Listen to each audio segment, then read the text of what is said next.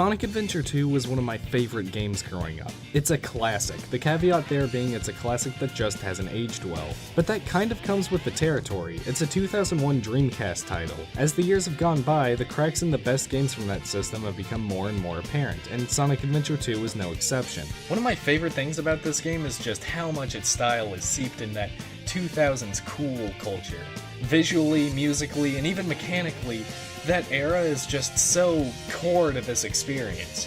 So let's jump right in and dissect this blue beast, really get in there and see what's going on. Both Sonic Adventure 1 and 2 are characterized by an attempt to bring Sonic from the gamey, geometric world of the 2D side-scrolling series into a 3D, modern, and more real world, while still trying to maintain the elements that give Sonic its unique flavor. Chaos Emeralds are still around, but instead of finding them in abstract and surreal bonus levels, you're now unearthing them in ancient ruins, or stealing them from government facilities. Dr. Eggman is still building ridiculously large aerial warships, but now it's a hub world where you can see some of the more mundane aspects of how it operates. Sonic now lives in a world with other people, and just enough sprinklings of semi-realistic rules for it to fall into the realm of, yeah, I can kinda believe that at best, and fun absurdity at worst. But with that attempt at modernizing the series, Sonic had to adapt with the time so he could still be cool, or, relevant. And alongside the hardware advances of the new generation of consoles, establishing a powerful personality mattered now more than it ever did before. Oh yeah! This is happening! The reason I'm making this video on Sonic Adventure 2 and not the duology is because I don't think Sonic Adventure 1 cares near as much about existing in this specific era that SA2 does.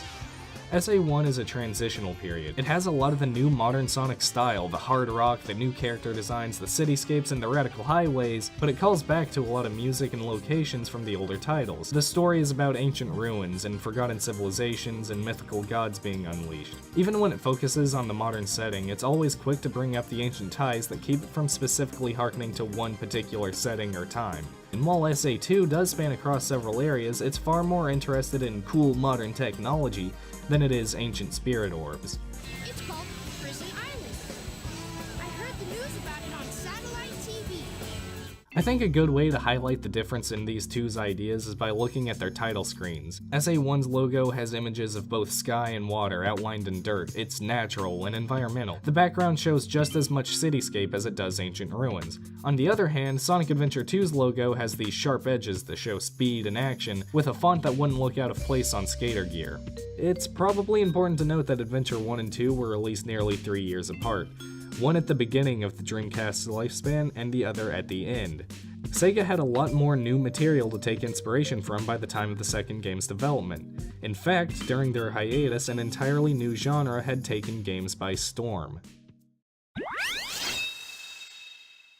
Sonic Adventure 2 improved a lot over its predecessor in terms of mechanics and fluidity of movement. The spin dash returns and it's as smooth and easy to use as ever, but unlike SA1, levels are much more linear this time, only opening up in small, insignificant areas. That isn't to say there aren't multiple paths, however. It's structured so that when you come back to a level with new abilities, you can actually access new parts of the map. Usually this leads to just a slight alteration, or maybe it leads to an optional different upgrade.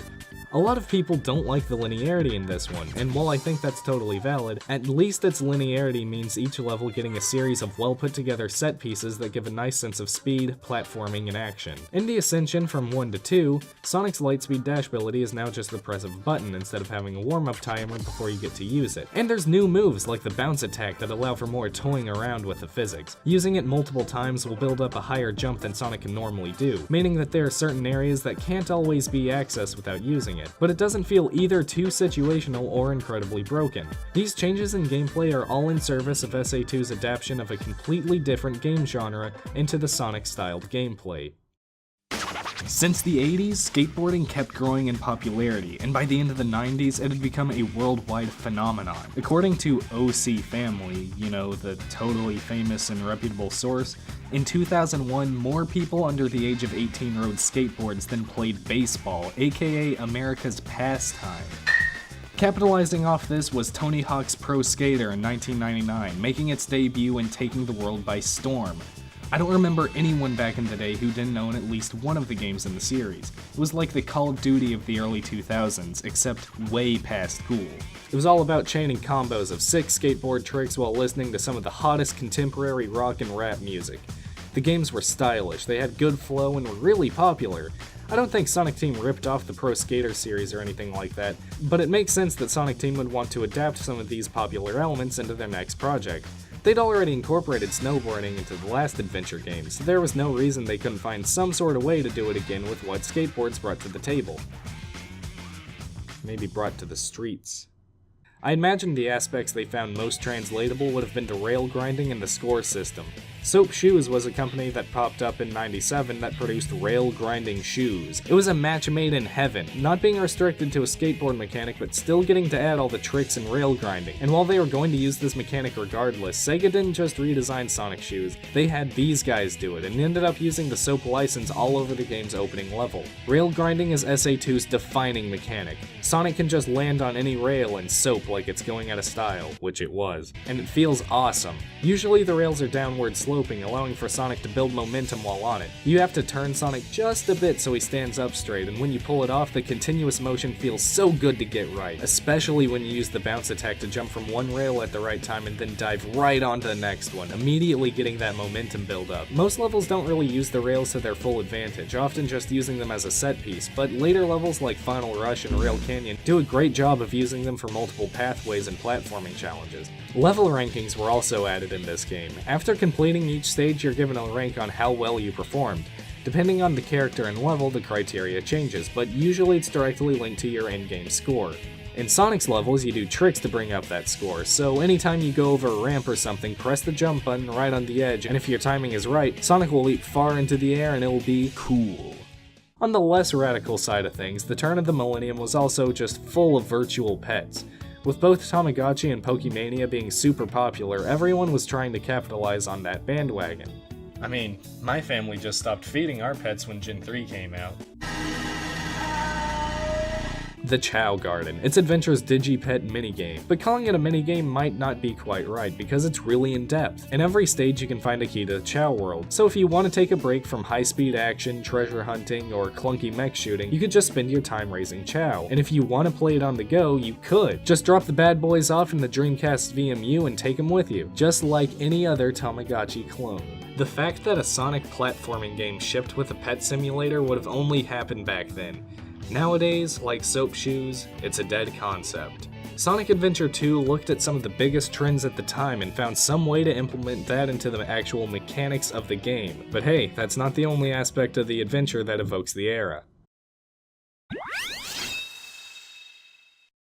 Did you know that Sonic Adventure 2 looks really good? Yes, I know the backgrounds are just San Francisco JPEGs. Yes, I know that it uses Comic Sans for its subtitles. And yes, I know that it has some of the worst mouth animations in games. But man, look at that color composition. SA2 makes great use of deep oranges, greens, and purples. It looks good in normal stages, but the ones where the skybox is dark, like Mission Street, Radical Highway, or any of the ones on the Space Colony, the colors all really pop. The cutscene where Sonic meets Shadow comes to mind here. The yellow and green mech sitting in front of the bright orange windows with the subdued green lighting, topping it off with that dark blue sky. It's not oversaturated, but the green tint gives this slightly uneasy vibe while the orange windows are just so catching. In general, the game tends to go for darker hues than most other games in the series. Less so in Sonic's levels, but in the other character stages this becomes more apparent. The shift in color palette has something to do with the game's silly theme of good versus evil.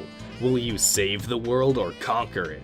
So in a kinda goofy but cool way, the stages mirror each other at different times of the day. Like, Sonic's first level is a bright blue sky, and Shadow's is moody and dark. Eggman goes through the pyramid level under a full moon, but Tails goes through it at the heat of the day. I said earlier that this game is much more interested in cool technology than retreading the ancient history stuff. You'll see adverts for PDAs, the enemy designs are more robotic than cutesy here. And of course, the final act all takes place on the ultra-techy space colony arc. Even when we go to the Big Pyramid Ruins area of the game, it's mixed with a mechanical and industrial look, and then stupidly enough is also a space shuttle launch station, which is pretty sick. Other era-appropriate stuff I love is the LCD wanted signs, the dash pads that kinda look like LED screens, and the look of the upgrades you get. Knuckles ends up wearing sunglasses for no reason, and Sonic gets this high-tech wristwatch or something. I don't know, it's just cool. 2000s cool. Speaking of cool, I love that when you're playing as whatever character, the VMU screen changes to a little portrait of them. And while it's a total novelty that doesn't really change anything, it brings a smile to my face just to see the game's logo rendered on that 48 by 32 pixel screen. I only bring the VMU back up because I feel like no AAA game is ever going to support an LCD keychain thing ever again. So I don't know if that's up your alley, SA2 has you covered. But really? Who cares? Let's move on to the last point.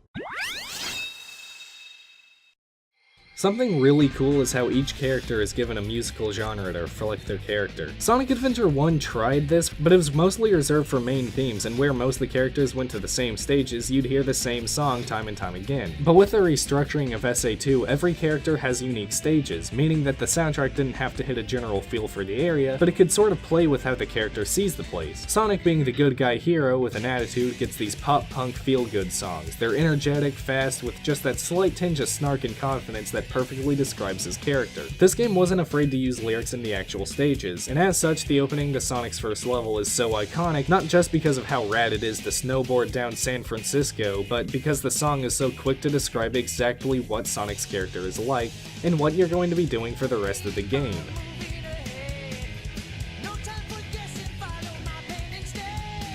I'm not saying these are great lyrics or anything, but they're effective at explaining the setup and the character in a short amount of time. Knuckles' songs are all rap. Truth be told, I don't know what I'm talking about here, I don't know rap, so this will be brief. Through the 90s, rap had grown from being this really underground thing to getting into the mainstream. It resonated with youth cultures, pissed off a lot of white suburban parents when their kids were listening to Eminem, and in the middle of all this, Knuckles is rapping about fighting ghosts, emeralds, and how sexy Rouge the Bat is.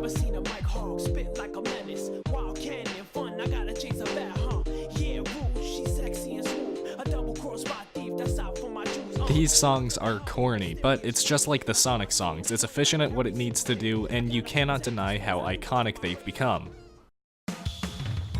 Tails, and less so Eggman, have the least consistent type of music in the game. Sometimes it's a synth-heavy electronica song, and other times it's the usual hard rock. That being said, one of my favorite tracks in the game is one of Tails' levels, Mission Street. The use of sitar and bells in here just sounds so pleasant. The leading guitar goes for more range in this track than it usually does, hitting these high notes and drifting off with them before getting back to the main melody.